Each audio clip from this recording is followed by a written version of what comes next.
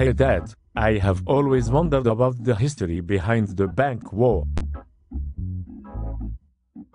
No problem, son. Well, the bank war was a very significant event during my presidency.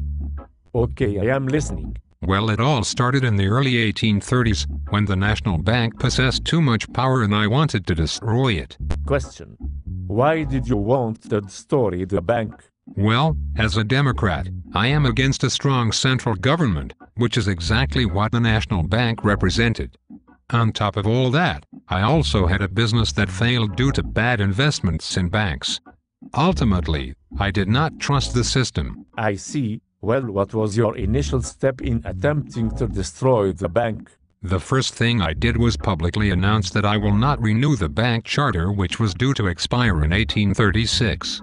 Once hearing this, the president of the bank, Nicholas Biddle, began making moves to ensure this would not happen.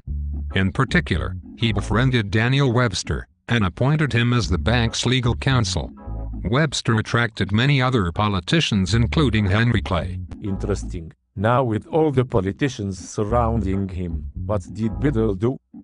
Well, my dear boy, Biddle applied to Congress in 1832 for a bill that would renew the bank's charter. This was 4 years earlier than expected, but as president, I vetoed the bill, and the bill did not pass. Wow, that's so cool. And then you got re-elected as president, isn't that right? Yes, that is correct.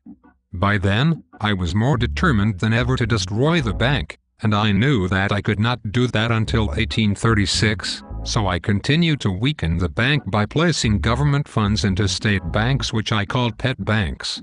This decreased the money in the National Bank by at least 20%. Nice. But I heard that Biddle did not give up easily. That's true. Biddle created a mini recession by raising interest taxes in the bank. He believed that this recession would persuade Congress to recharter the bank. Eventually he went too far and his own plan backfired.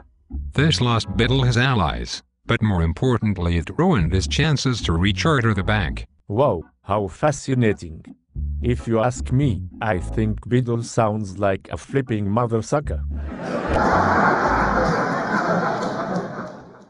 Well, I did it all to help the country. This was a production brought to you by Elliot Tololololkin, John Wang Wang Wang, and Nananananamdi.